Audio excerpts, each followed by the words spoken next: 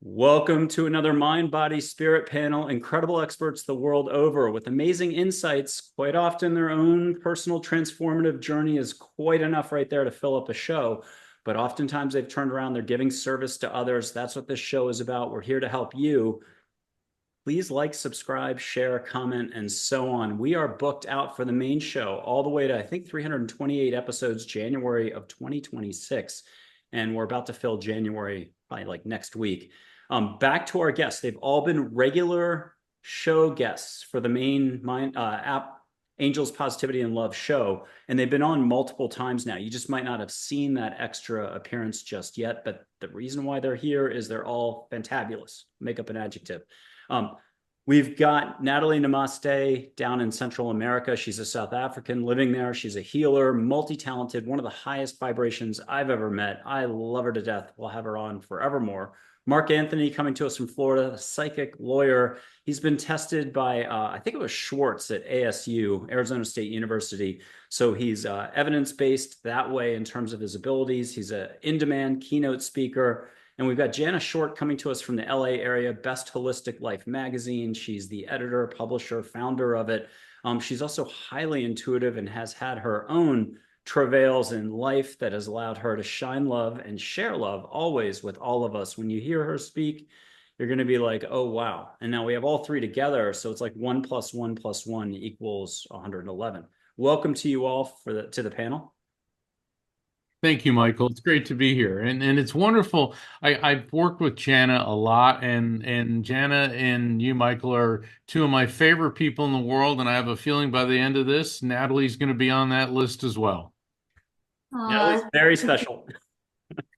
Yeah, really, I could already feel the energy building up over the last few days. It feels really special to be here. And Jana, good to see you. I'm always excited to be here. We always have so much fun. Well, let's get started on this. Let's go big picture. I'm getting fried goosebumps, both arms. I don't know if anyone can see it. My hair's standing up. Jana, what's this all about? The opportunity for growth and expansion for us all, in spite of all that's going around in the globe or in our personal lives right now. What's your perspective? It's an eternal question, I know. But what do you see as the opportunity for us all at this point in time? Wow, I think it's unlimitless. I believe that if we stop looking at the signs being fed to us and start looking within for our true potential moving forward. Wow, I got to go over this really quickly. I just met with someone who had a dream similar to mine, and she had these tornadoes coming at her, and she was terrified. And in this dream, here come these 4 tornadoes whipping around her. And she's like, she closed her eyes when they got close and they went right through her and she shook a little, right? And passed her. And she goes, it goes to show you if you get rooted strong, you're not moving. But I'm like, I didn't see that at all. I saw these tornadoes coming through and clearing a path for me to move forward and getting everything out of my way. So I would love to know how other people would interpret those tornadoes rushing at them. Natalie, Mark, do you have an insight on tornadic activity? Definitely. Tornadoes are vortexes. And in the dream, you're seeing it as the weather phenomenon. But from an energetic standpoint, a tornado is a whirlpool of energy. So those 4 vortexes coming at her, because they went right through her and didn't destroy her or hurt her, it's all about energy. And so, there's positive energy and negative energy. We all like to be in the positive all the time, but as all of us have learned in life, we have to deal with negativity as well. And it's all part of the great balance. So I think that what that dream, as I interpret it, means it's about balancing the positive and the negative events and energy that come into your life. And Natalie, I love that. Yep. Can I add to that? Please. And so that's taking us into the duality of the positive and the negative, and it's cyclical, it's a spiral. So we move through cycles in life, and we got the 7-year cycle, and I often see a golden spiral coming down from the universe through people's crown down to the center and into the earth. So it's these cycles of life that we go through in order to expand. And then we have those contractions where it's intense and we're learning at quite a rapid rate, but it's always followed by a huge expansion of energy and light. And then in the center of it is the non-dual energy. It's the unity. So through the awareness of the duality, the awareness of I'm a pure being of light and I have a mind, that awareness then brings us back into the oneness. So it's quite exciting to have these kind of dreams because there's a lot of depth and layered meaning to it. I agree. I honestly feel like it was answering your question as far as what's going on outside. And if we cannot be so focused on all the tornadoes and go back within and focus back here, things are going to happen. Paths are going to be cleared. Who wants to ask a question of another panel member here? You weren't expecting that. I didn't tell you that could happen, but who wants to ask either Natalie, Jana, or Mark a question? And what is that question? Let's see a hand or get going. Jana, Natalie, Mark? Hang on. It's the intuitive races here for the audience. At home, take a breath. Allow an Indian temple incense to come in. I'm not putting up a photo, a figure. Ask for floral scent as well. Flowers. Why not? What are you allowing for daily? Who's stepping forward and has that intuitive voice coming in saying, here's my... Okay, so I've got a question, just something to share, and then whoever wants to answer. So, you know, the symbol, the infinity, and some channelers are saying that we are right at the very edge of one of the outside ends of the infinity. So we're at the furthest point from where the infinity meets in the center. And what I'm taking from this is that at that far end, we've reached our maximum learning through the duality. So from there, we start to come back towards the unity.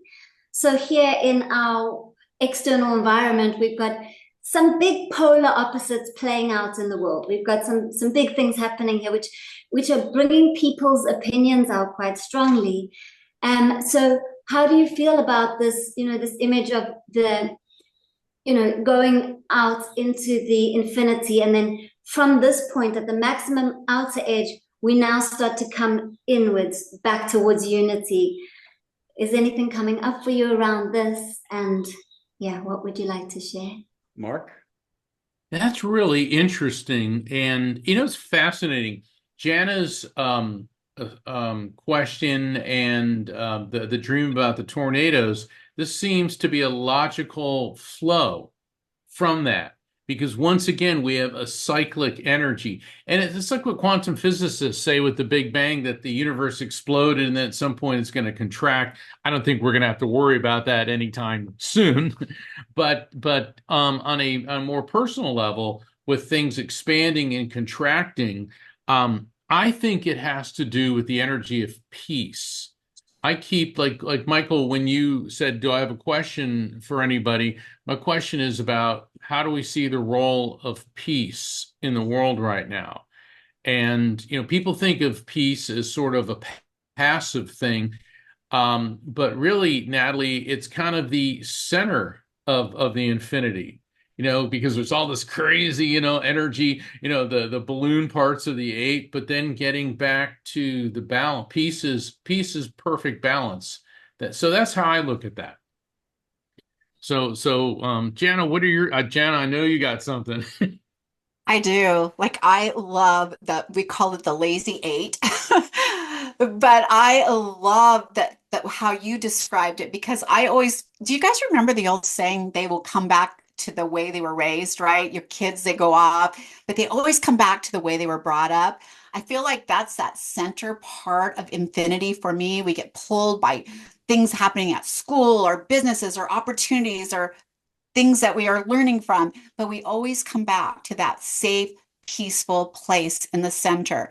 And I do feel like even with what's going on in the world, what's going on in our country, what's going on in smaller community, on those levels, those destructive or scary things that happen on the outside of that lazy 8 or infinity sign always brings us back to community. It's when we shine and when we do our best. I get goosebumps about it.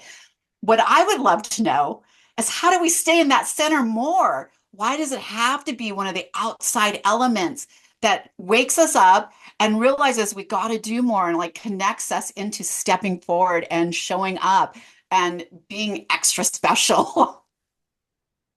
I'll put up Yeah. I'll put up 3 photos of angels, and you can listen for that answer of how to take that next step towards peace internally, externally.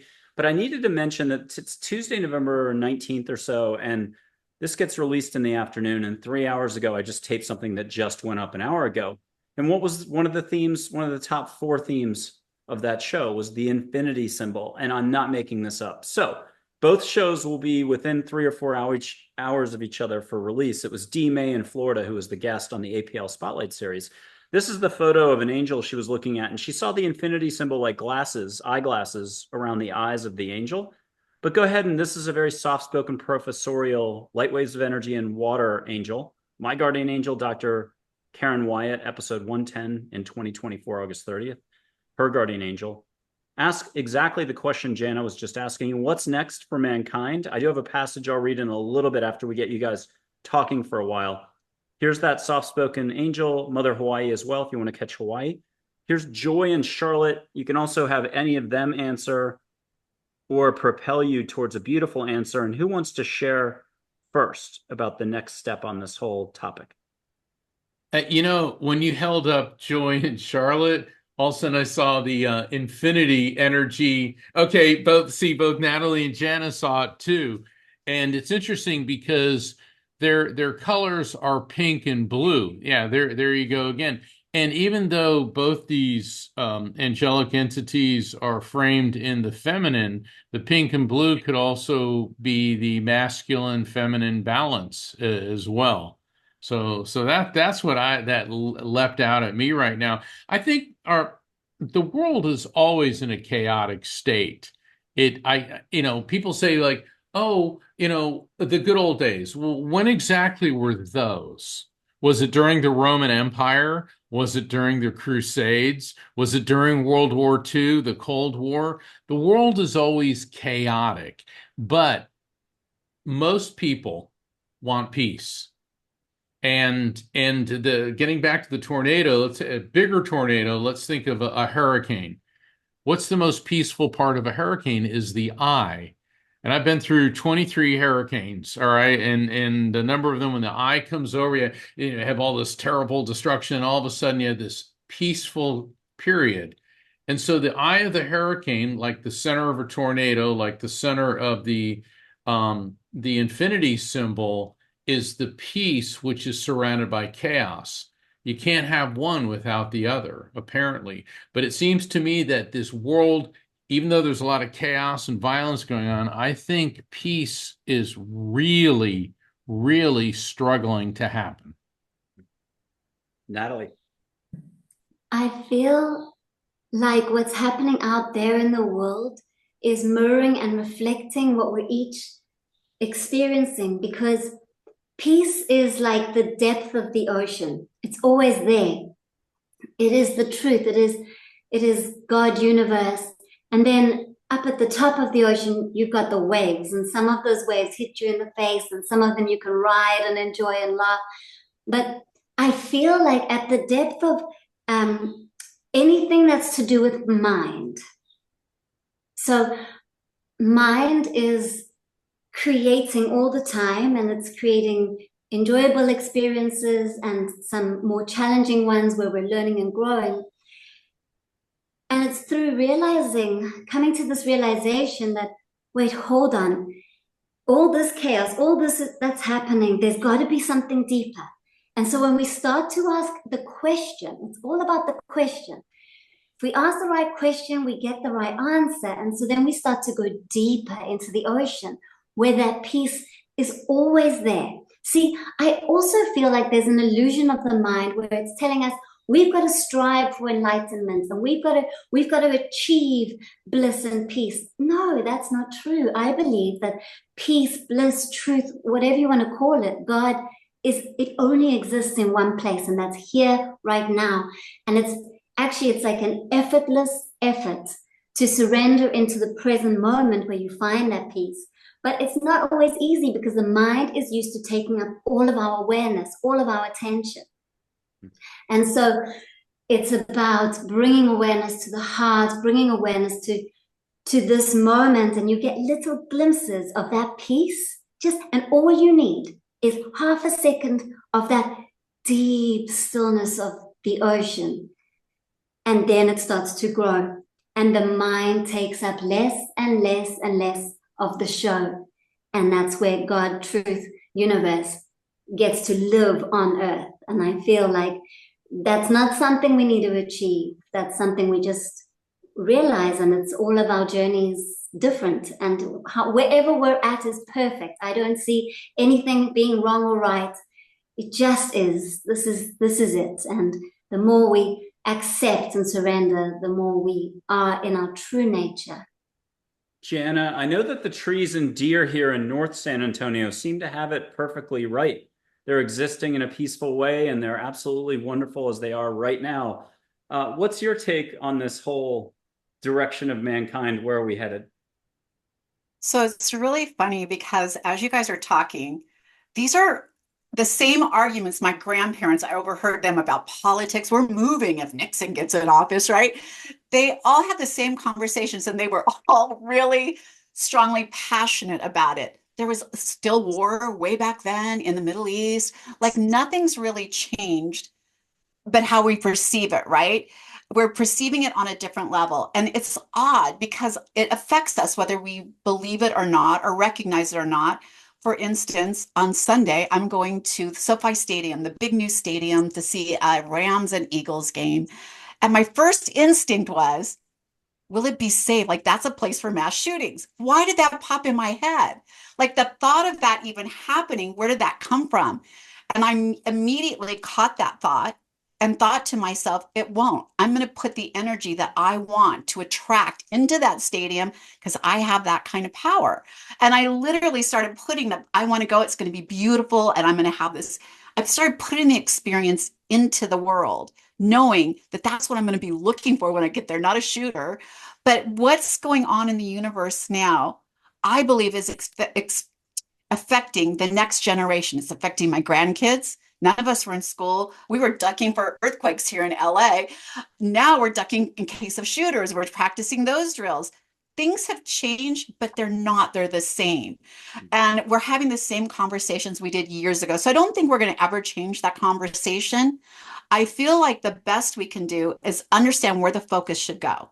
And the focus is in us, right? In that beautiful, peaceful place that we can do to create the change. I am not going to change the Middle East with going around shouting about it, or it hasn't been changed in years. I feel like my grandkids are going to be hearing the same conversations they're hearing right now when they're adults and grandparents. So where do we create that space? Again, we're going to go back into the lazy 8, the infinity sign. We got to come back to the center. Where does it start? Everything that we do should start with us. That's how I feel about moving into the future. We're not going to change those conversations. They're going to be this. I bet cavemen were having the same conversation. You know, Jana, I want to jump in here real quick.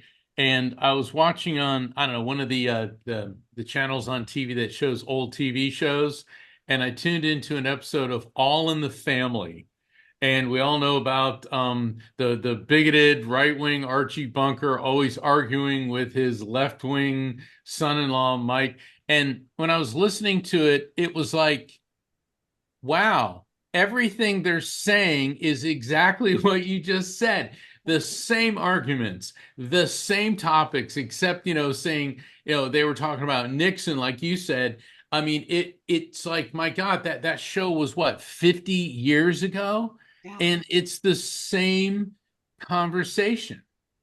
And so the question then becomes, what has changed? And I think that there's more awareness now than there may have been then. And but just because people are aware of something doesn't necessarily mean they're going to cure it or make it go away. But I think that's a very, very good point that you brought up, is like we're having the same conversation. And we got to be very careful about like what Natalie was talking about. You know, we got the lazy eight, we got the infinity symbol, and then we have the tornadic vortex. We can't get sucked into the negativity. And that doesn't mean we're better or superior, but it's like not buying into the negativity. I mean, I'm hearing all these people saying, oh my God, it's the end of the world, Trump's president, et cetera, et cetera. And then other people, you know, this and that. It's like, look, this is the, you know, Mike, you're a surfer. Okay. This is the wave we caught. Okay. We got to ride this wave, good, bad, or indifferent. We got to ride this wave, and it may turn out to be better than you know we were afraid of. I've got a passage for everybody that's right on the money, I think. It's written by angels in 2014. If anyone thinks I wrote this, you got to be kidding me, but thank you. It's an appendix in the little book here at this end, and I saw balls of light as I was typing. What's up with mankind? Why angels now? Awareness for mankind is on the horizon. Call it a spiritual awakening if you wish. It's a chance for all to grow. Mankind's ready for more unconditional love and compassion for all. And more compassion by all for all is needed. Mankind is ready for change from rat race mode. Happiness is obtained in the absence of ego. Ego's afraid to be vulnerable, to let go, and to be in the unknown. Again, there's nothing to lose and nothing to gain. Move past seeing the negative. Last little bit, compassion can be taught through one's actions. How? Slowing down would do a world of wonder for most people. Doing it consistently is where the problems and opportunities lie. So stay present. Remember, being in the moment is to do compassion for all. Who's got the first reaction to this and wants to keep going? Natalie, you won the prize. I feel like compassion, when it comes from your heart naturally, is such a powerful force in this world, and it is part of our nature. And there's something interesting over these last few days. I've really been focusing, being as present as I can. And what I've noticed is when you read a book, you can read it and you can intellectually understand the words, and it will you can change a bit from it. But when you really feel the words, when you actually, there's a knowing, like there's an energetic shift that happens inside of you. There's a welling up of that love, which, you know, one of the qualities of that love is compassion, that flows from you. So when we're learning something, we've also got to remember that we've got all the answers deep inside of us. We are our own gateway. We are our own teachers. Everything's vibrating within. And so, yes, read all these beautiful books and learn, but then pause and let it integrate so that you can be that love and be that kindness, but not from like a mental space, not where you're trying and, you know, oh, well, I need to be like that because that's going to create this. No, give space. I feel like we've been rushing around life so much that what's being called for is more of that yin, that feminine energy, where we're receptive and we're still and we give ourselves permission to do nothing. And that's where the welling up of that compassion comes. Jana. Well, all I'm hearing is her saying something I'm a firm believer in, is slow down. Sometimes you have to slow down before you respond or react, like slow down, take a minute. Sometimes my brain has to catch up with the process of everything that's happening.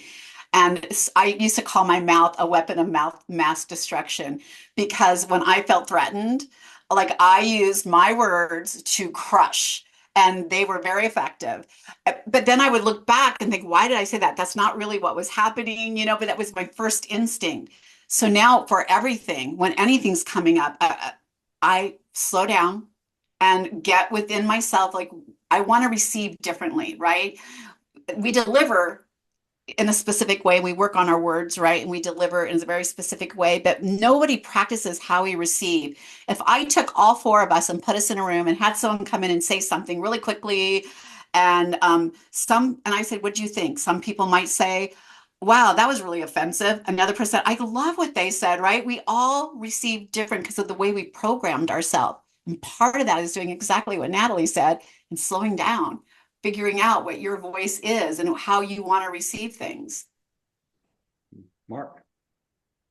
I'm just, I couldn't agree more. I had the way we receive things, and Jana, what you said about like using words. All right, I'm an attorney, and I used to practice law, and now I'm focused on my mediumship. I know full well about using words as a weapon, and I found that during the practice of law, that permeated my personal life too. And I found myself, because law, and I was a trial lawyer, so everything was confrontational, everything was aggression, because you're always at war with somebody. And I found that I couldn't turn it off. And it's terrible when you're in a relationship and you get into an argument and you go, well, I disagree with you for the three following, and I went into the whole legal, and it's like, that's not fair and it's not right.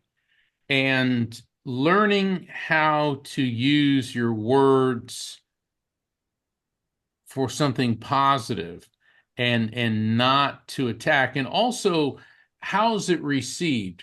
There's a lot of people out there that are always going to say something offensive and snarky, and they want to be insulting, but sometimes people don't mean it the way we interpret how it comes across.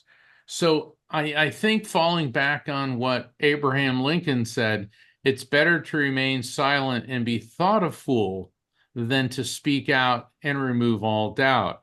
And the other thing that Abraham Lincoln said that I really liked was, when your only tool is a hammer, every problem looks like a nail. you know, and we can do that with our words.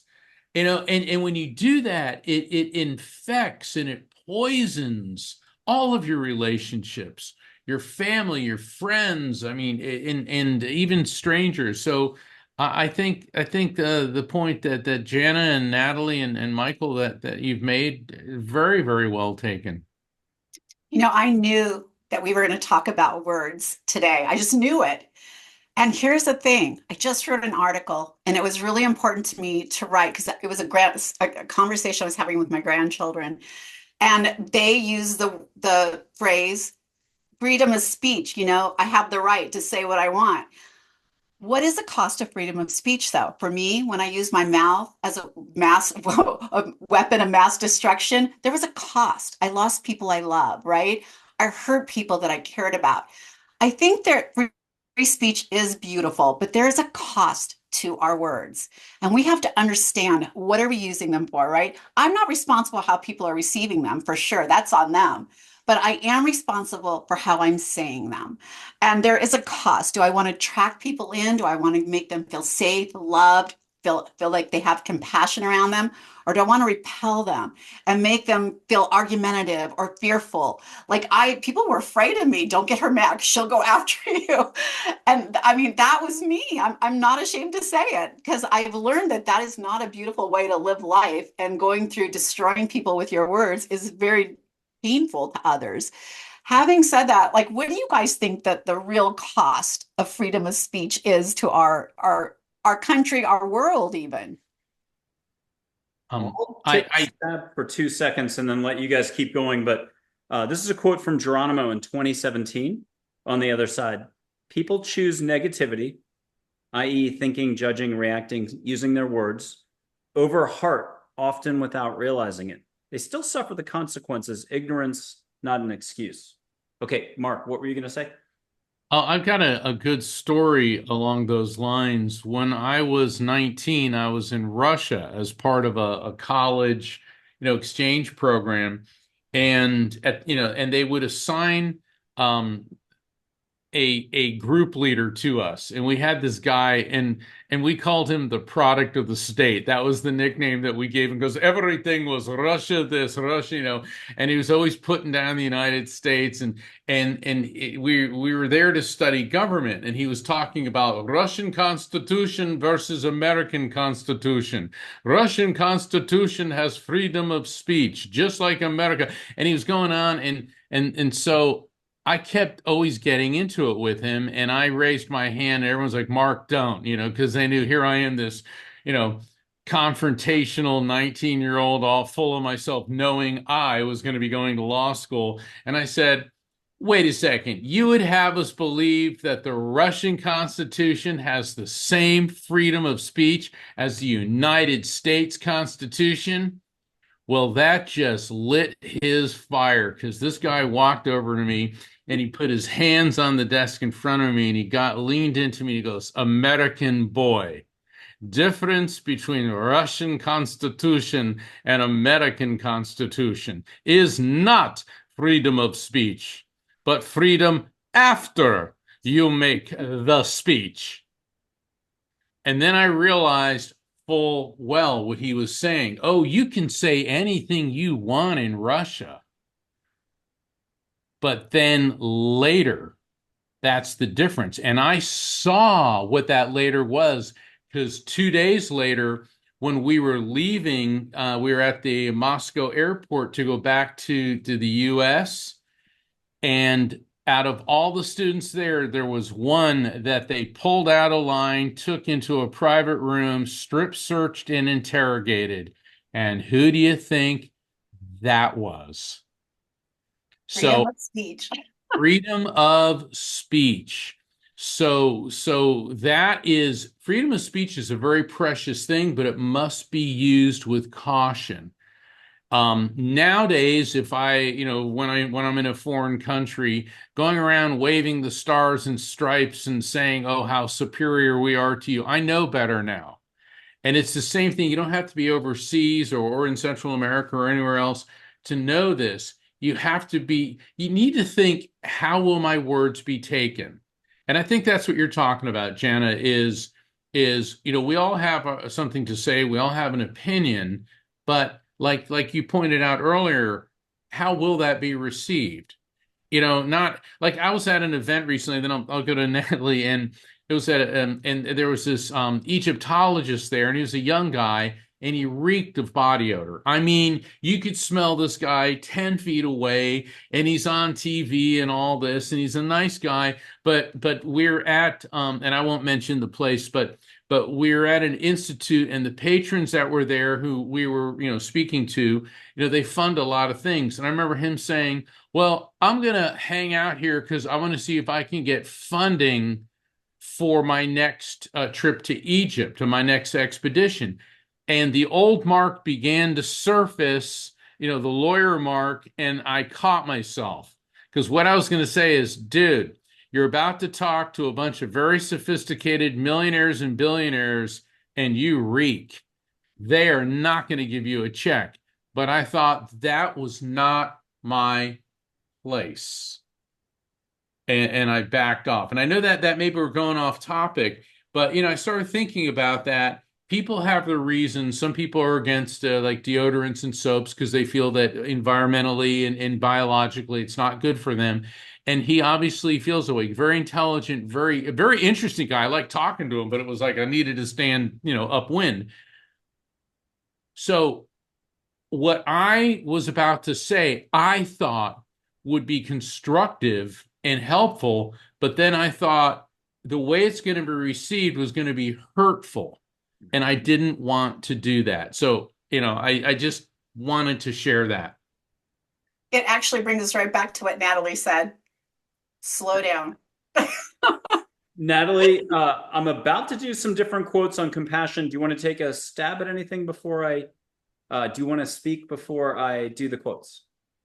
No, go ahead, do the quotes. I'm bringing in the energy of silence. Here's 7 or so quotes from everybody from Jesus to angels to whoever. I'll see if I can mention. Here's one from Jesus. Compassion is here for all. A person need only be open to receive. A new consciousness emerges. Details are not so important. Love is love. And this is probably 2014 or so. And I like that one as the overview, the umbrella for the rest. Again, Mother Teresa said, compassion is like a deep breath for many. She also said, compassion is not dependent on any one person's happiness, 2014. Compassion, according to an angel named Dale, is just being and trusting the outcome to be of the highest intent for all. And then laughter is love. I'll add that to lighten it up. What have you got for us, Natalie, on this whole new consciousness emerging? We can all do a little more gentleness and slowing our roll. What I find like the greatest tool is if you incorporate 8 minutes of silence a day, because 8 minutes is doable. It's just like bite size, and it can change your life. In those 8 minutes, you're watching the mind can still talk, but there are gaps in between, and you connect deeper with your spirit. And then from that space, the awareness of the mind becomes clearer. And so when you are having these conversations with people, you're so aware of the mind, you're aware of like what it's about to say to someone, you're able to like breathe through it. And what I really notice is that the mind will say something, and then it will have a chemical reaction, an emotion, energy charge in the body. And a lot of the time, it's in the solar plexus diaphragm area. Whether it's excited emotion or like fearful, it all feels like it's the same place. And I've been doing an experiment with myself, just observing it. The mind will say something, and then I'll feel that like pang. One might be planning what I've got to do next and be like, we've got so much to do. And you can feel it in the solar plexus. It brings stress. And then I just don't react to it. I'm like, well, I'll breathe through that. And then they'll be like, oh, well, we're excited this weekend. We're going to go do this and that. And then I'm like, well, we'll breathe through that. And so at the root of it, it's this energy inside our body that's causing us to react to our environment. And when we have that moment of stillness and observe where in the body we're feeling that charge of energy, whether it's positive or negative, it doesn't matter. Just observe it and breathe into it. You will notice that you've got a lot more patience, and you've got a lot more time, because there's less mental energy going here, there, and scattered everywhere. You're more in the here and now. You're more embodied.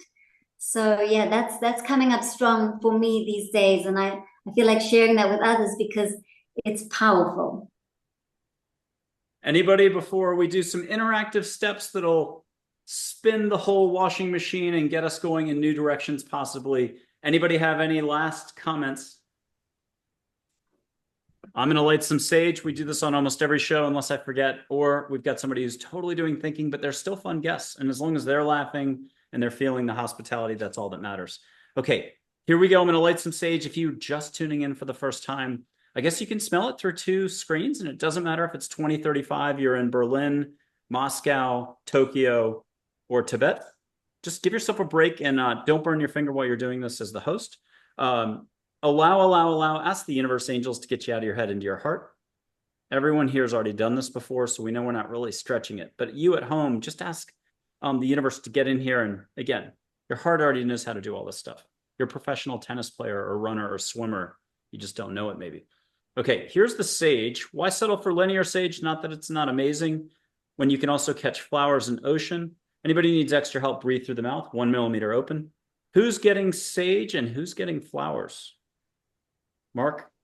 Oh, sage. I mean, I just can feel it. Is there any lavender in that? You're getting lavender. No, there's no lavender in it. You're getting that as a special gift from the universe. Jana, are you getting some in LA?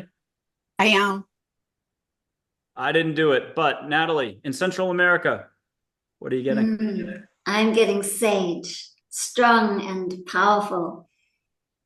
And I remember you getting a South African flower on your other show. People can check out everybody's origin stories here by going back into my website for the show, has everybody's mugshot up, and you can click on that album art and you'll go straight to the show, or just go to the YouTube channel that you're already at. And leave an emoji as a comment. We've had now like 526,000 visits to the channel, but we have the shyest people in the world. And that's okay. But emojis count as comments. It helps other people see the material. So I'm going to also show my light. Nobody here has to show theirs. Construction paper, blue sky works great. You're seeing it all the time. But being in the mind just blocks it out. This takes 2 seconds and everybody gets a dad joke. Since this is going live today, holiday dad joke's the best. You probably all heard this one, but you'll still hopefully laugh anyhow. Santa's reindeer, Blitzen, and Dancer, just those two. Why do they drink so much coffee? Blitzen and Dancer. Why do they drink so much coffee? Because they're Santa's Starbucks. See a little film and a light between my fingers. It'll be white, gold, green, yellow, clear, 15 colors at once. See what you can see. Natalie, what are you seeing between my fingers? I'm seeing gold and some pink. And Mark? I'm seeing what Natalie's seeing, but I just saw a flash of aqua. Oh, you're invited back on the show for sure. Okay, Jana. I was going to say gold and blue. Now, if everyone could privately just do it your way, it's like Burger King in the 80s, that have it your way, but ask angels, the universe, your favorite figures to do something extra. Confetti, sparkles. People have gotten phoenixes, tulips, geometric objects, and angels showed up. What are you getting? It could be a running buffalo. It could be anything. And if I go faster, some of you might get it that way, but allow the universe to add extra. You know it's not me. I'm sitting here yapping away. Okay, who wants to put a hand up and say what they're seeing? Natalie, what are you seeing? This is really fun. I'm seeing balloons and glitter and sparkles. You're Like a big celebration. And you're definitely invited back on the programming here anytime too. Mark, what are you seeing? I see crystal clear ocean water, and this is weird. I feel like I'm in the Greek islands. Oh, we need to do a retreat there. Jana, you're the organizer. Let's figure it out. Okay, Jana, what are you getting for extra from the universe with a capital X for extra fun? I'm seeing feathers. A little bit. Okay, and people at home, anybody who needed help, just play this over again, and I'll tell one more dad joke as we get all serious. Talk to us about what you got from this. Let me make sure there wasn't something else. I'll do one more 2-second thing, but here's the extra joke. Bert and Ernie, Sesame Street. Bert offers Ernie ice cream. What's Ernie say? Sherbert. Okay, this is a regular Bic lighter. Name any color. You don't have to do it out loud. White, gold, yellow. You're seeing what you're seeing. It's a regular Bic lighter. Now my finger is going to be the lighter. See the light coming off my finger. And from this, ask the universe to draw an extrapolation into a talking point or the next chapter for us. And you're going to be like in a game show. So hit the buzzer. You'll be the first. You're going to lead us in the conversation, all from a finger and a little bit of light right here. What's the only flower found on the human face? Tulips. And anybody see extra light right here? Yeah. Mark, what do you see? Purple.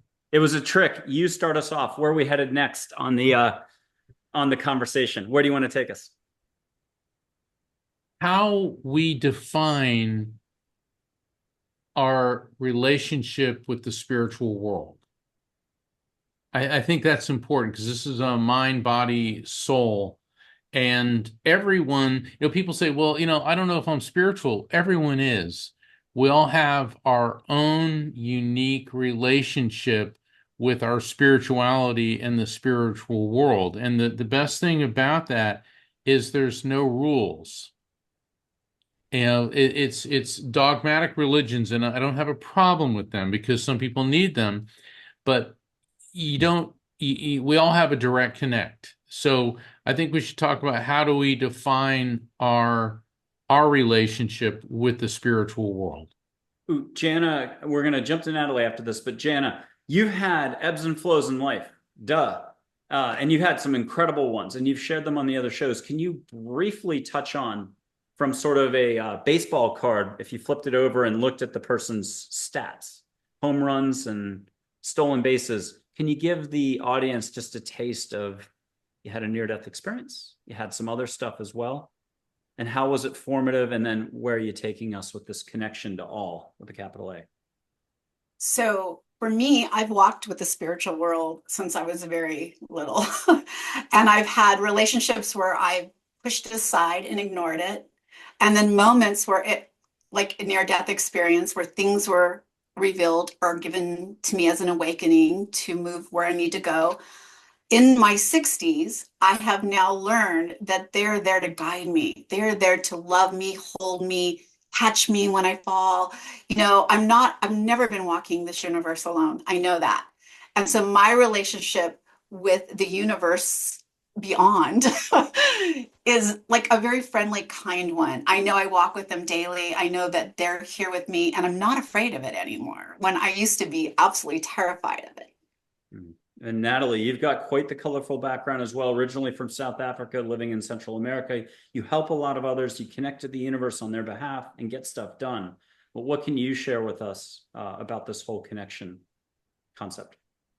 Yeah, for me, I feel like I never fell asleep. I never forgot that I'm a soul having a human experience. And so I have this, I did like a breathwork exercise where went back to our birth, and in that moment when I was being born into this world, I remember this connection with the angels and saying to them, please don't leave me, like be with me while I'm on this earthly journey.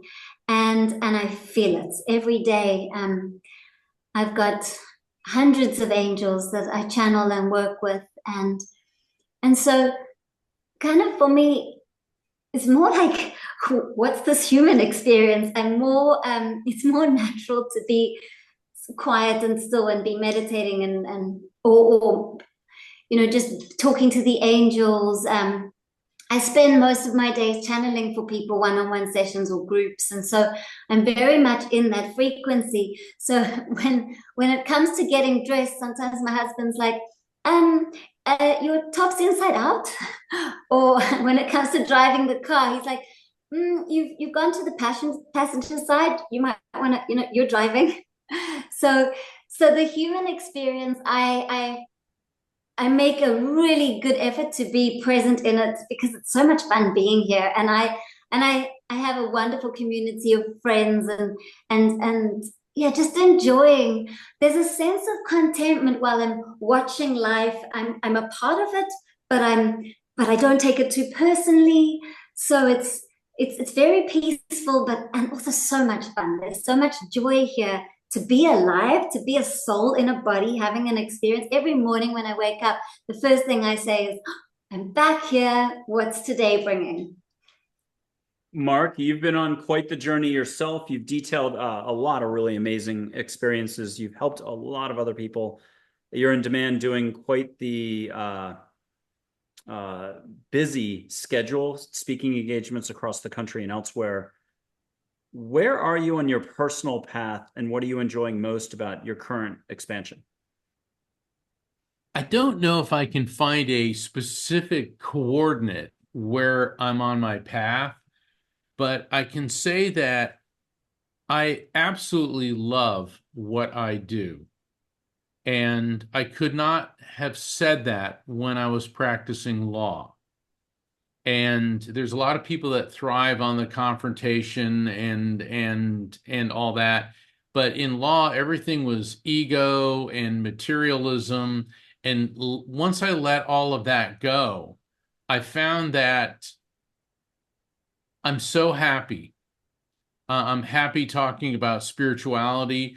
I look at my connection with the divine as there's like an energy flow that flows through me. I'm part of it. I'm all of it, and yet just a very tiny part of it at the same time. And I look at myself as literally as an explorer, because I'm always discovering new avenues and new sensations and new connections on my spiritual journey. So for me, my spiritual journey, it's kind of like has everybody here been to Maui? Yeah, I figured, Michael, I figured you would. Jana, you have. Natalie, you need to go, but probably where you live in Central America, there's a place just as beautiful. There is the Hana Road. And the Hana Road, you drive along it, and it's just incredible. I mean, everywhere you go, it's just really beautiful. And when I was talking to the Hawaiian priests, I think the Lapu, they were telling me that the Hana Road is a metaphor for our spiritual path because it's a journey, not a destination. Because when you get to Hana, it's this little tiny village, and people are expecting fireworks and a big festival. It's just this little tiny village, and it's charming, but it isn't much to look at. But then you realize everything that you got through to go there, and now you've got to go back. So it was such a wonderful learning experience. So that's how I look at it, Michael, is that where I'm at in my spiritual journey, I'm constantly in motion. We're going to go beyond words for just a second. I don't think we've done this on another panel. In a moment, we're going to put our hands up if you'd prefer just feeling with all of you. But by putting your hands up, you will share your energy. It's only love and above, or I'll do neck and below. Heart is what I'm trying to say. But a couple quotes first from Seth in the 1970s. They might not be quite in order. And there's going to be a quote from Peaceful Warrior, the book or movie, with Nick Nolte by Dan Millman. And this is just to try to set the table before some energy flows. The answers to the nature of reality, the intimate knowledge of all that is that you all seek is within your present experience. I think a few of you have already mentioned that. It will not be found outside of yourselves, but through an inner journey, the Hana Road, into yourself, through yourself, and through the world that you know. The vitality of the universe is creativity, joy, love, and that is spirituality. And last two quotes. You are in physical existence to learn and understand that your energy, translated into feelings, thoughts, and emotions, causes all experiences. And from the movie Peaceful Warrior, the gymnastics film, it's like a Disney film. People are afraid of what's inside, and that's the only place they're ever going to find what they need. And that was Socrates, the gas station attendant, who's actually an angel named Herb, if anybody wants to meet him. I'm going to put one hand up. Feel the vibe first, if you could, your direction. And in a moment, we'll both put two hands up and do a group feeling thing. Lots of feelings here. I know there's a Burt Bacharach song in there somewhere, but I don't know Burt Bacharach well enough. So what can you feel right now in LA, Central America, and Florida? Can you feel in an adjective? Natalie, are you feeling anything in Central America? Heat. It's really like waves of heat. Okay. Mark, in Florida. I'm sorry, but Michael, did you almost die when you were about 20? Did something really horrific happen to you when you were around 20 years old? Well, I was in Nantucket and I didn't even know this. I was bodyboarding and it was the easiest, longest ride ever. And I'm about a foot from shore. Somehow I rode it all the way in. I'm seeing the little stones, the pebbles in Nantucket. And there's a little bit of a deep, not the big deep, but a little deep shelf, like 1 foot, 2 foot.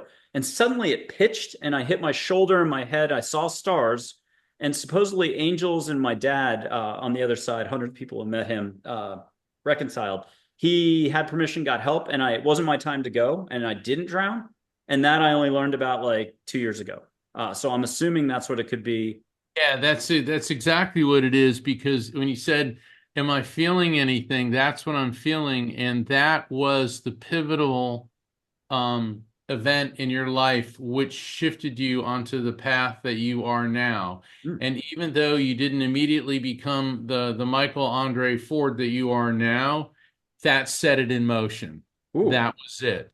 And because as soon as you held your hand up, I heard right around 20, he almost died. And that shift, it's kind of like when you're on a train, all of a sudden they shift the tracks. That was where your tracks got shifted, and even though you didn't quite weren't quite to Hana yet, it pointed you in that direction.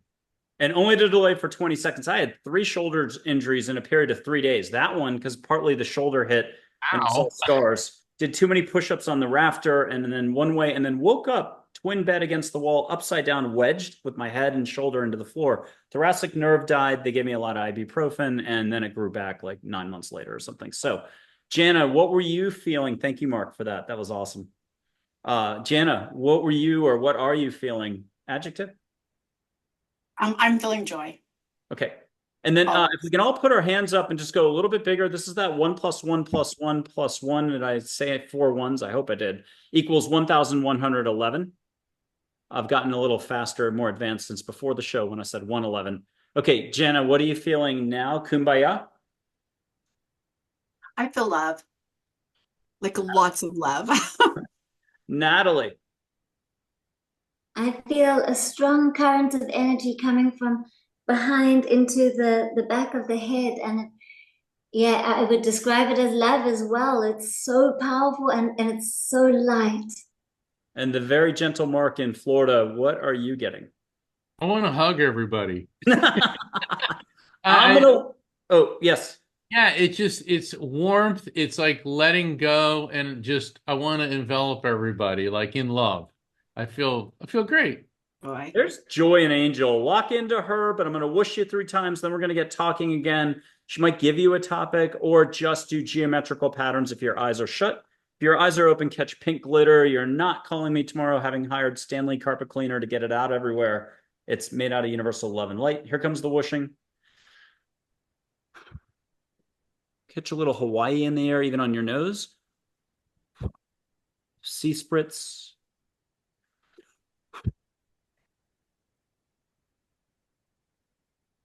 And if we can get Natalie to say lovely one more time. Love.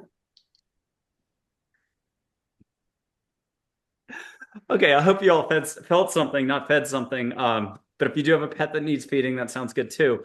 Natalie, was it love, lovely? What were you getting in Central America? Such strong energy. Ooh.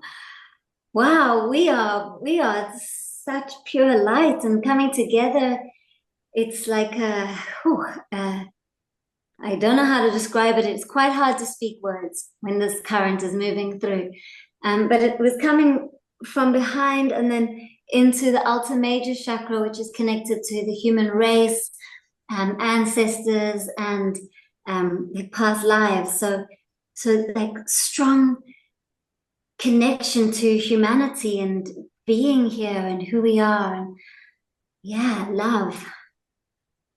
I'm going to put up Joy and Kapuna, Auntie Margaret and Jana and Mark. This is all you. You can pick one. You can pick the other. You can let them both speak jointly. They'll give you a reminder on something you were probably going to say anyhow.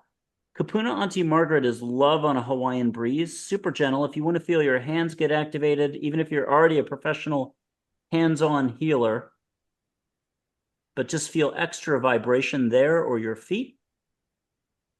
Catch a little aloha in the air or a wind in the room, even though that's not possible. Jana, what are you getting from all this right now? What's going on?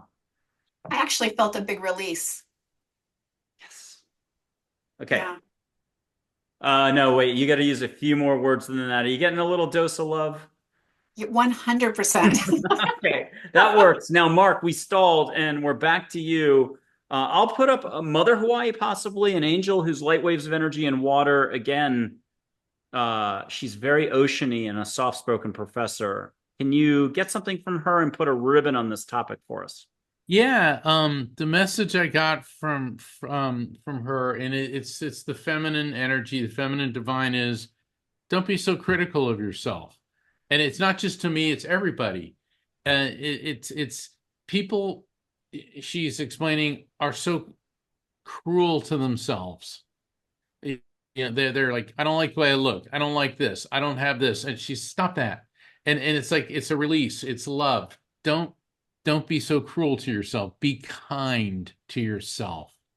And now this is me jumping in, and that's not me. That's just cut yourself some slack now and again. I love it. And I'll do a quick sentence from Angels, or it's 3 sentences. Compassion for all is life. This is also about acceptance for all.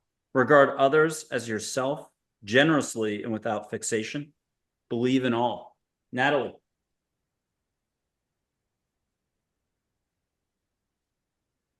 Believe in all and believe in nothing. Let go of every single belief and let the emptiness, the unknown, become a friendly space.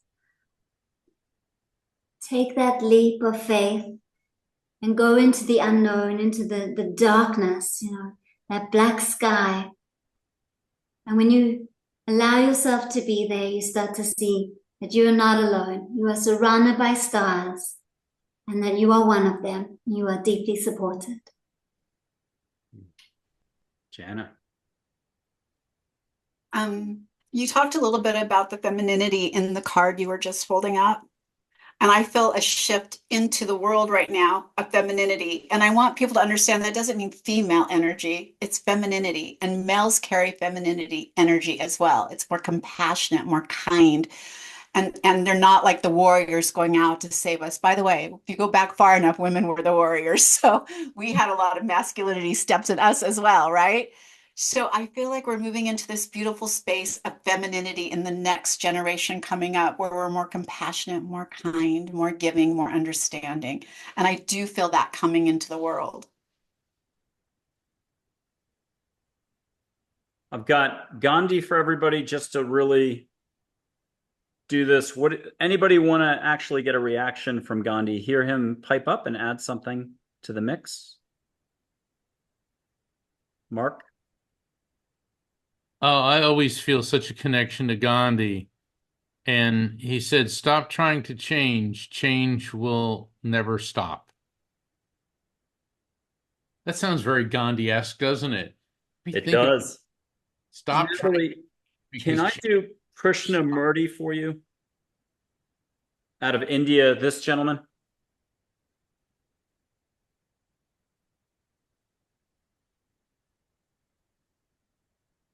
Hope is universal.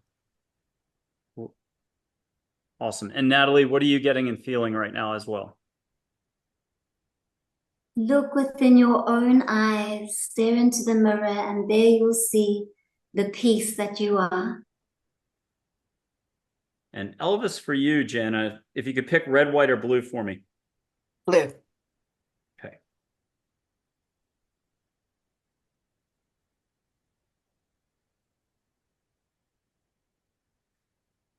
So from him, I'm getting life is a beautiful journey. Enjoy the bumps in your road. Oh my gosh. And love the heartaches, because he sung a lot about heartaches. Love the heartaches are part of the path, part of the growing. Last one for you all for the moment. We might do universal love in a big picture. I still have a photo of that somehow. A lot of rainbow light. You'll get a chance to look at it. But this is Geronimo, older Geronimo. Everyone almost needs a seatbelt at home. You can do car, roller coaster, or Formula One. You should feel this. And a lot of audience members are very intuitive. And if they're not, guess what? You already are. You should be able to do all this. No pressure, but no try. Here's Geronimo, pure action, love, and a delight, but very casual. A lot of slang, nothing formal. Breathe extra if anybody wants to catch one of those 50 sacred smells: tobacco, sweetgrass, juniper, Douglas fir, desert pignol. You want to hear the rattle in that tambourine skin circular thing that makes music? Who wants to go first? Who's getting what from Geronimo? He's like a lightning bolt in action when he comes in. Yeah, I can feel it in my heart. It's getting stronger, and it feels like when the mind is strong, go out into nature. There you will feel your truth. Mark? Your body can be broken, but you cannot be broken. And it feels like that's the spirit. The body's just a container for the spirit. Jana, what are you getting from Geronimo? I'm getting a sense of pride from Geronimo. A pride of our heritage, pride of who we are. Some of us hide it so much. We hide our color, our religion. We hide so much of it instead of standing pridefully in the fact that that's who we are. I love it. Okay, Jana, it's your turn to pick a panelist. This isn't an easy show, It's meant to be difficult. You've got to ask a question of one of the other two. You can pick your friend, Mark, or your new friend, Natalie. But either way, you're asking them a very tough question. Actually, can I just ask one really quick question of Natalie? Sure. Were you born with that name, Namaste? I Oh, have to know, or like, were you born into this beautiful thing at the outgo? This is who you are. it's a good question because no, I wasn't. But I was born with with my surname, and then I got married and could change it, but I had to apply to the German embassy to be able to change it. And by the time they said yes, I had already started traveling Central America, and I was like, oh, namaste. That is the embodiment of me. And so I took it, and my name equals the number 8. And when I put namaste with it, it still equals 8. So it's definitely the frequency. So I love that you can absolutely step into who you are at any time and announce it to the world, right? I love it. I've been sitting here looking at your name thinking, was that her actual name? I feel like it was. I do have a question for Mark. So, one of the things I know about Mark is that he changes lives. He helps people heal. And it's really coming from a parent who lost a child. One of the beautiful things Mark is able to do is give peace and healing to those parents who are grieving. And I would love to know, because you could do a lot of different types of readings for people, but those are your heartfelt places to go. Why do you feel so powerful in that place? Because I've been there. I haven't lost a child, but I've lost when I lost my mother, I just felt that the whole world was pulled out from under me, and it was turning to my God-given, if you will, mediumistic abilities that taught me that she didn't go away. Her body may, like Geronimo said, the body may be broken, but who she is isn't. And I want to share that with other people. I want them to understand that the people they love so much have not disintegrated, because people are always asking me, why don't you do future readings? Why don't you do this? Why don't you do that? It's like, I want to work with connecting people with their loved ones in spirit to help take away that pain. And that makes me happier than anything, is being able to do that. And I don't look at my ability as, I've met some mediums that, they act like they're the X-Men. Oh, I have the superpower. It's an ability that we're the custodians of, that we have to use it's a service gift that must be used in service of other people. And I think everybody here uses their service gifts. And doesn't it feel great? We've all been, I know Michael has, I know Jana has, I'm sure Natalie, we've all been in high-powered jobs where it was all about money. And did that make you happy? Or is what you're doing now, that's what makes you happy? Because in all the spirits I've communicated with, not one of them has said, in the last minutes of my physical life, I never said, if only I could have gone in the office more. They never say that. It's all about the relationships with their loved ones in this world, and sometimes they're four-legged friends too. Mark, can you share just briefly what happened when you were sitting in your car one day and all of a sudden you had a passenger next to you? I was driving back. This was about 3 weeks after my mom passed, and I was coming back from court. And I was a senior partner at a law firm. And one of those waves of grief hit me. So I pulled over because I didn't want to walk into the office crying and all upset. And I thought, all right, let me get my composure. And all of a sudden, this flash of light went off in the car. And I looked to the passenger side and I saw my mother's silhouette in this beautiful silver white light. And her voice filled my head. And I heard her say, "You've been given the gift of mediumship so that you would not be crushed by grief, but now you must help those who are coping with their grief." And I start breaking out into a sweat, and I'm trying to process that, and then another round of messages flew through me, and it was my mother's voice again, and she said, your life's mission is to help people understand that God exists, that heaven, the afterlife, whatever you want to call it, exists, that souls are immortal living beings, that humans can communicate with souls, and that we will all be reunited in the light when it is your time to leave the material world. And I was drenched in sweat and I collapsed back in my seat. And I remember all I could say was, okay. And I realized that my first thought was, if I tell anybody this, they're going to think I'm insane. And that was fear, and the fear quickly melted. And then I realized everything had changed, and I've never looked back. And Natalie, we are coming to you next, but Jana, you've had two profound experiences of many. Surgery table, if you could just briefly mention that, but then the car with all the files on the passenger side and what happened there. But before you do it, we're going to add a twist. Can you get the backstory of what happened in the almost would have been lights out for the car situation? Here's two angels for you, Charlotte and Min. And just hear which angels might have stepped in, or here's something extra for flavor, breathe extra, allow, and say, got it, when you got some extra nuance that you're like, you know, I didn't know that. Who stepped in? Who actually hit the brakes harder than your own foot that day? Or something. I don't know. Got it? I do.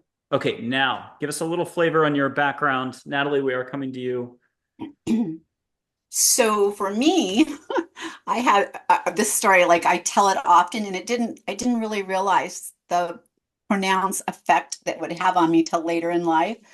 But I had a bunch of legal documents had just been signed, and I don't know any of you that have had Jaguars, but they do not put drink holders in a Jaguar. I do not know why. So I had just got a soda, and by the way, I've never drank a soda since, but I put this soda and pushed this bunch of legal that were freshly signed and notarized set of files against the soda to hold it. And for those of you who've ever been to the Ontario airport, don't remember the name of the road, but there's a road that runs behind it. And back when I was younger, there was no lights back there. You just flew. Well, they had just put in a new light. And as I'm going through there, I saw my drink literally lift up and fall onto the folders, soaking them. And I hit the brakes when it happened. And as I hit the brakes, I felt a boom. I heard a whoosh go by me, and it like all happened at once. And when I looked up, a car who was next to me went through, because it was supposed to, we had the green light. I had slammed on my brakes. It went through and was hit by a car who ran the red light, and all three passengers were killed. And I mean, I didn't know this at the time, that I was sitting in my car, like with my mouth hanging open, thinking, what? I don't understand what just happened. A guy was knocking on my window next to me, asking me, are you okay? Are you okay? And I rolled down my window and he's like, are you okay? I almost hit you. How did you see him coming? I'm like, I didn't. My drink fell and it was getting my papers wet. And that is why I slammed on my brakes. It had nothing to do. But I know now that that was an angel in my car saying, not yet, throwing that drink over, knowing I would react to it. I still had a job to do here.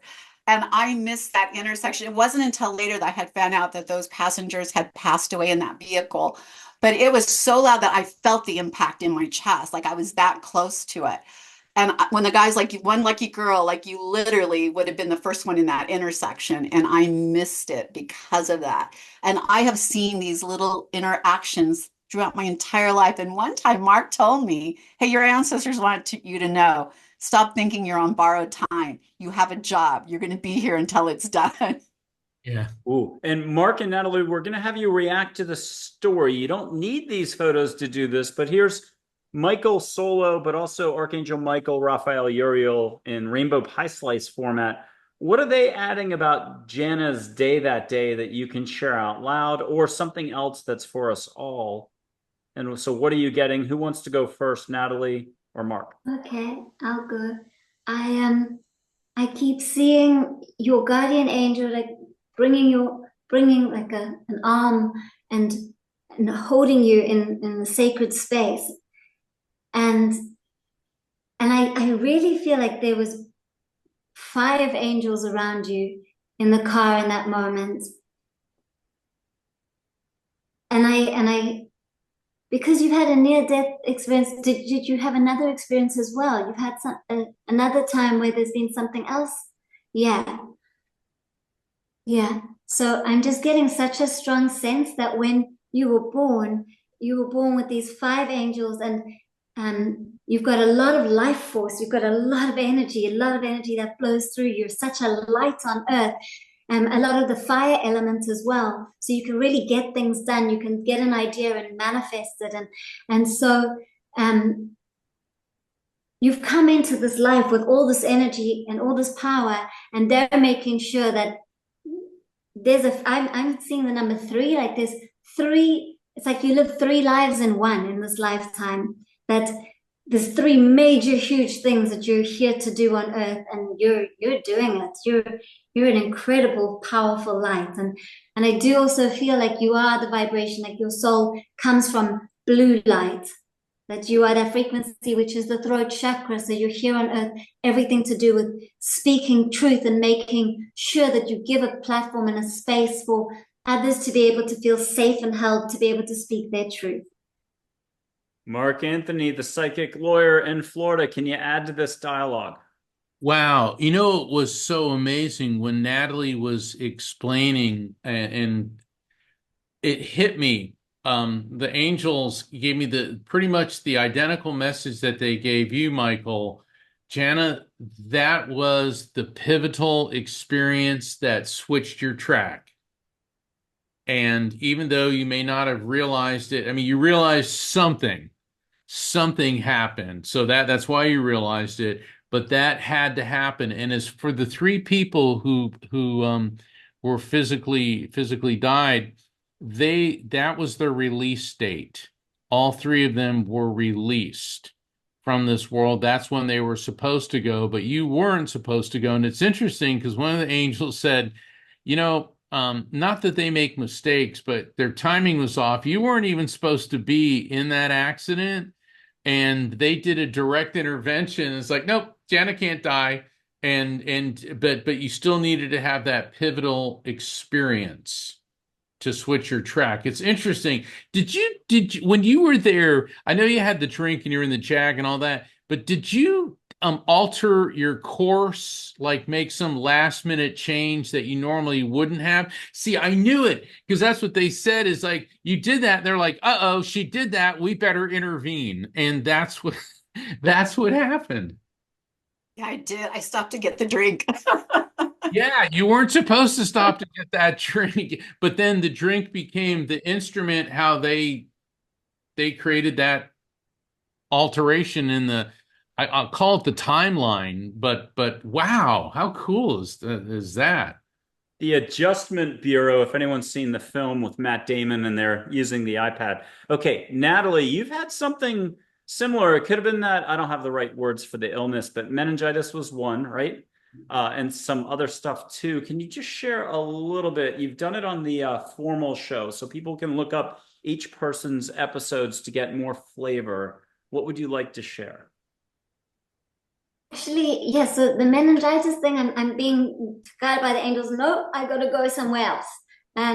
So the whole time I've had this little soul coming in, and it's my sister-in-law. She's had this beautiful baby, Uma, and she's on earth now. But before she was born, and actually before we even knew that Anna had conceived, she started to come through and communicate, and she described her color. So the type of personality comes through with the color, what she's here to do, and the frequency that she comes from, and so she's saying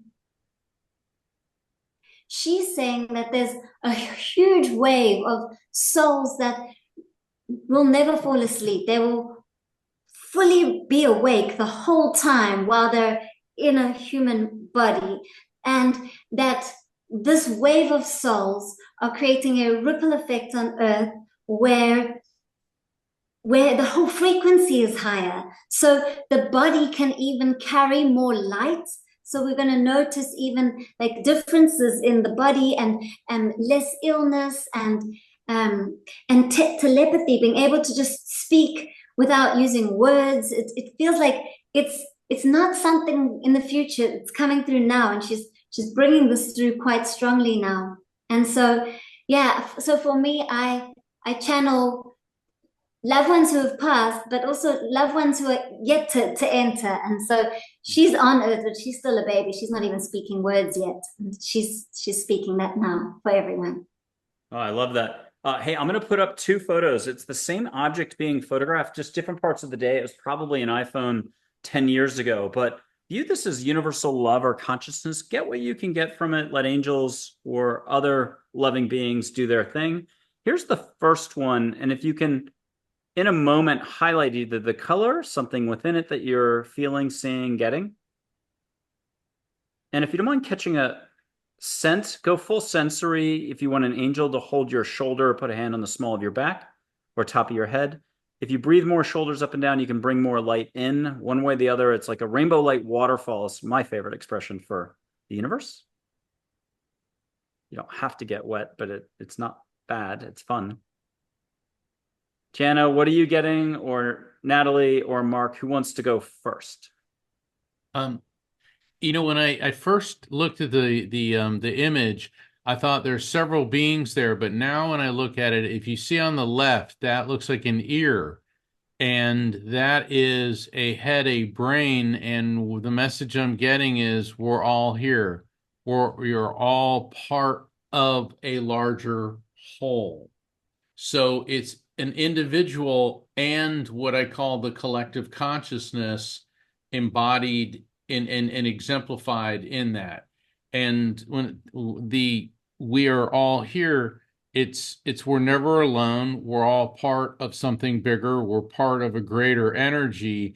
So look at your body as only a vessel, and that's simply it. It's simply a vessel for the infinite being that's in your body, but that infinite being's also connected to the infinite. I know that sounds a lot, but that's what they're telling me.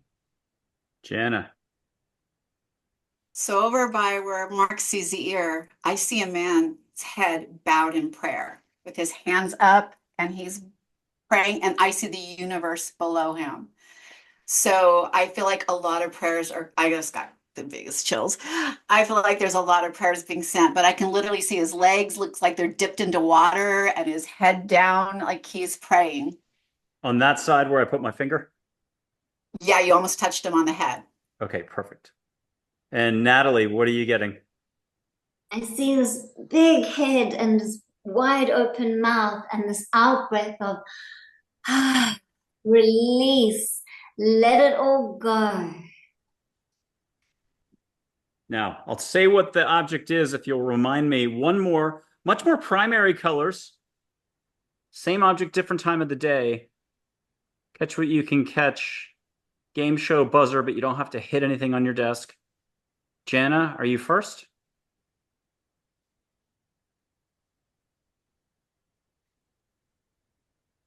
I see one person pulling other people in as community, or like I want to say a group hug, but I can see the arms, I can see people inside of it being held close.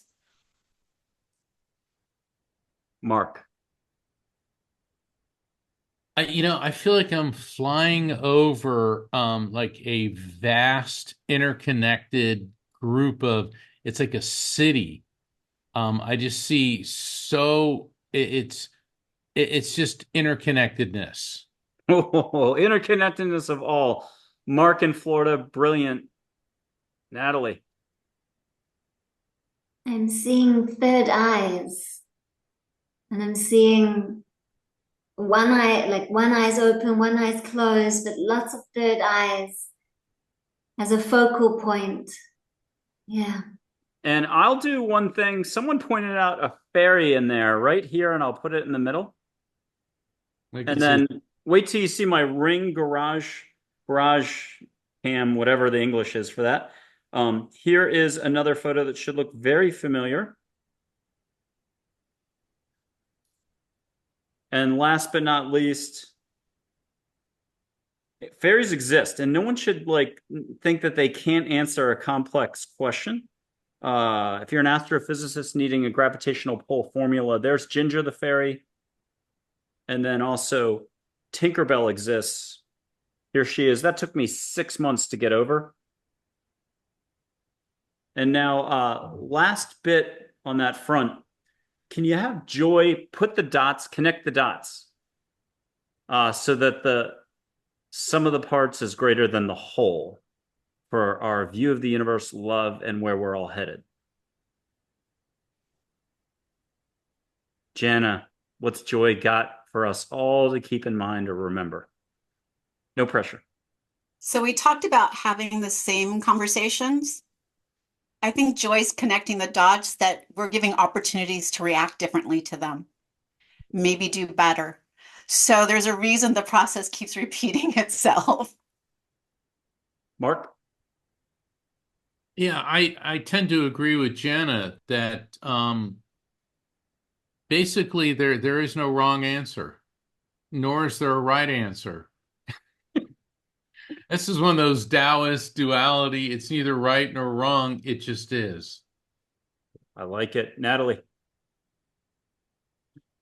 You are unique. Give yourself that space to allow your full expression to be seen, heard, felt, experienced here on earth. And Natalie, you're not off the hook. You're the only one that hasn't asked a question of one of the other panelists. So Jana and Mark can put seatbelts on respectively in LA and Florida. From Central America, what's your question for one or both of them? This is the last time we're doing that. We're starting to wrap up the show. Any final reminders from folks to the audience? But Natalie, what have you got for one or both of them? Well, Jana, I would love to know a bit about your near-death experience, because I feel like it cracks open the mind, it brings you back to source, and then something happens, you come back a different person. And I'd love to know how that was for you.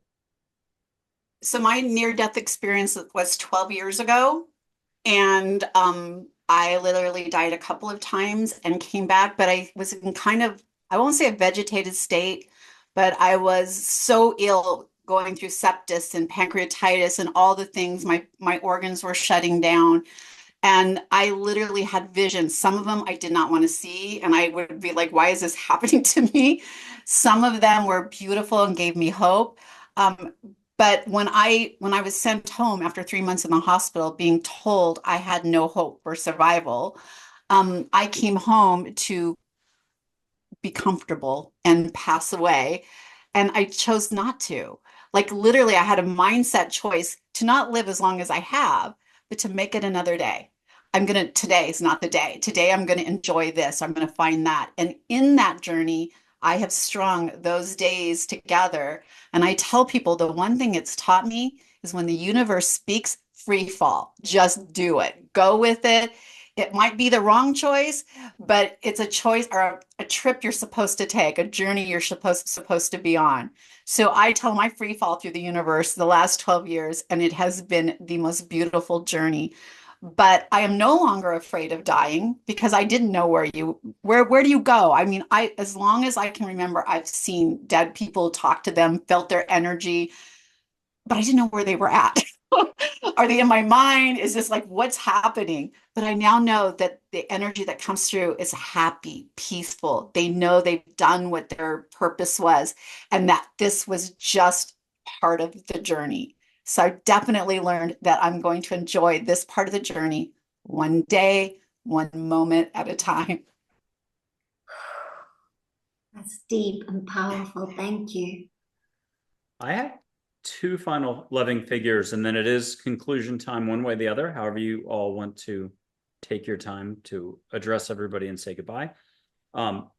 Abe, the Abraham of old, an angel on everyone's team, a grandfatherly, fatherly energy. You might start catching tobacco smell or leather or something masculine. And here he likes handing out fish. He doesn't like teaching fishing like most angels do. He's down on the ground quite a bit. And he'll tell you he was a jerk back in the old days as a human, but that now he's in angelic form. Who's getting the first connection? Who's catching something in the air? Mark? Yeah, the funny thing is, he said, when people insult you, let it go. He says, they don't matter.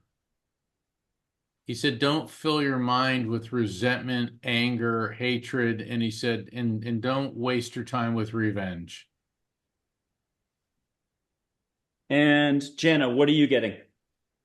You know, Michael, you've shown him to me before, and he looks very familiar.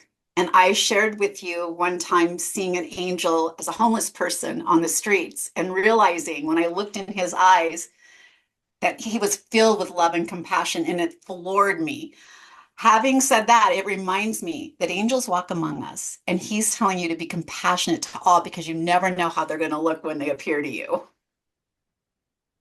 And I saw him in human form in Austin, Texas, one January that it was a cold January. Time kind of went discombobulated. We had been in a diner. The person I'm with had just met like Jesus, Mary, and some angels coming from a religious family. So before the engine started taking it all in, he showed as Hagrid, the one from Hogwarts, even though he looks more like Dumbledore for Gandalf the other way. And he stopped in front of the vehicle. He had Starbucks cups. I'm very one way. So I only saw the external, the Starbucks cups. The other person is very the other way. They didn't see any of the Starbucks cups. They saw like into the angel and the rest. And time went upside down. I'm asking angel after angel, is that an angel? And I'm being told for the first time ever, not now, later. I'm getting like a non-answer. And then finally I'm tugging on the person and I'm like, is that an angel? Eventually there was a yes. By the time I get out of the car, I felt like we were in a somersault time warp vortex.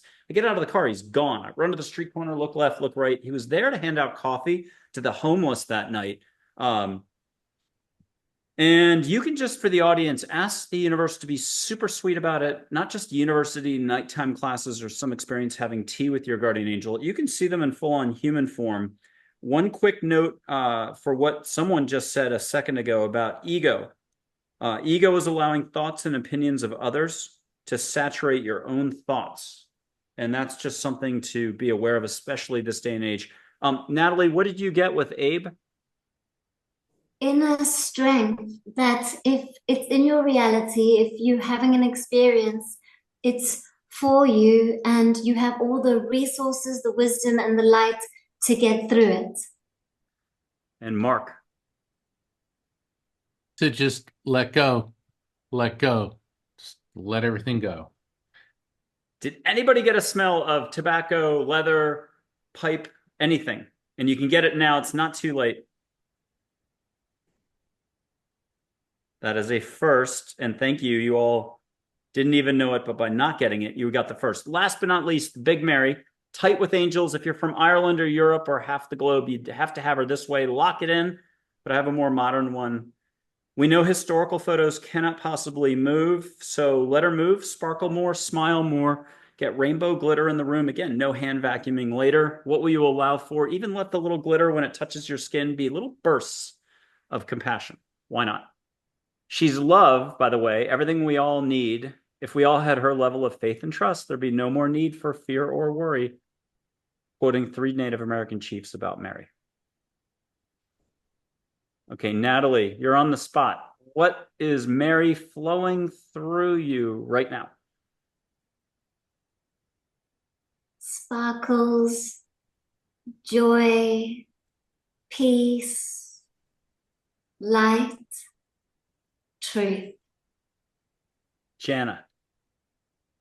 I'm getting strength and power and kindness and compassion.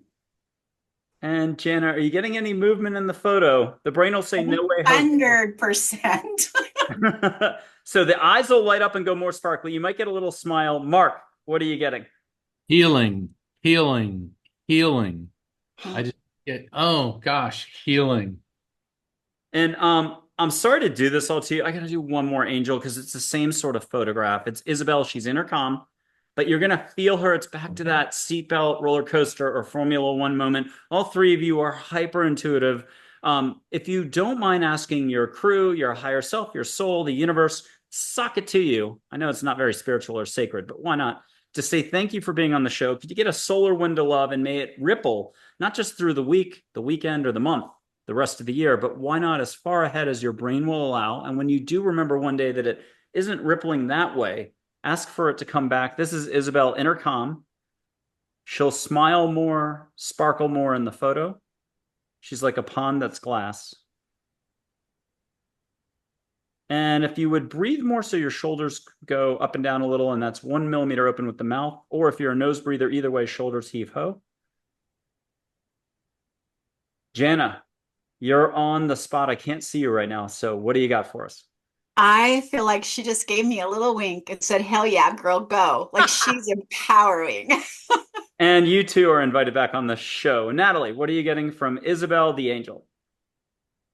The whole frequency of the room's gone high pitched, and I'm getting divine perfection.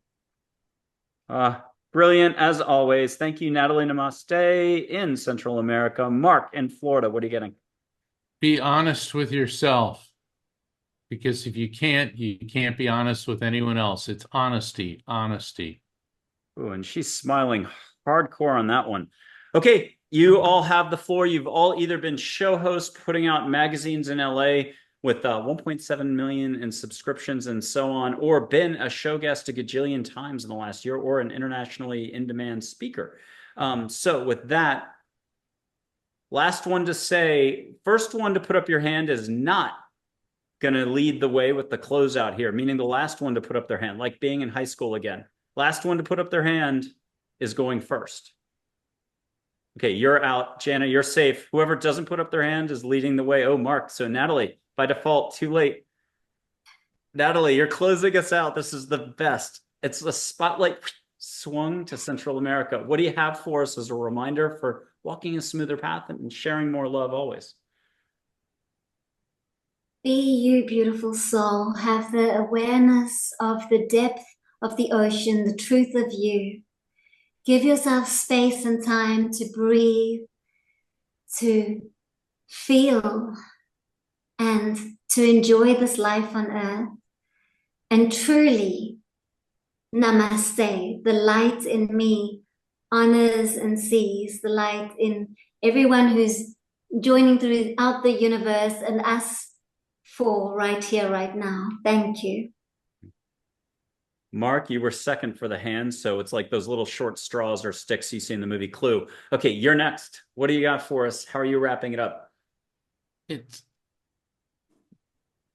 follow your own path. And like Natalie said, be true to yourself and don't let the distractions, don't get caught up in the distractions, what others throw at you, the difficulties of life. Realize the distractions are part of the process, but you don't have to buy into them. Boy, a lot of middle schoolers and high schoolers wish they had gotten that advice. No I think we just created a whole like nonprofit organization right there for middle school, high school. Okay, Jana, what do you got for us? I would tell everybody to lead with compassion and start with yourself. Give yourself a break. Understand that you are not perfect and those mistakes are valuable and beautiful for your journey. But I would love to see everyone talk better to themselves, show themselves more compassion and kindness. And at the end of the day, I just did this video that went out that you can't fix anyone else. It's not your job. You can only work on yourself. So you can be there to support them, but you're not their fixer. So enjoy life and show yourself some more compassion. And I would just remind everybody that angels exist, allow for this possibility, and your answers and much more will come. Allow for more in each moment. Positivity itself is abundance, or at least setting the table for a crazy amount of hospitality and having a lot of guests over. And with that, no limits is no limits. So you don't have to know anything or be 10,000 times you've done it skilled to be in your heart. So put it out to the universe and be like, hey, universe, hey, angels, I don't even know what I'm asking for, but make it nice. Do it through nighttime stuff. Make it gentle. Ask for whatever you think you need and then add extra. like a tip. You're like, I don't even know what I'm asking for, but make it extra, extra, extra nice.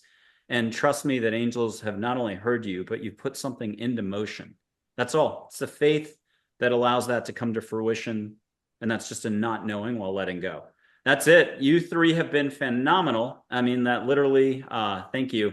So Natalie, Jana, Mark, wonderful having you on the Angels, Positivity and Love, Mind, Body, Spirit panel. Hope we'll do this again sometime. Thank you. Thank you.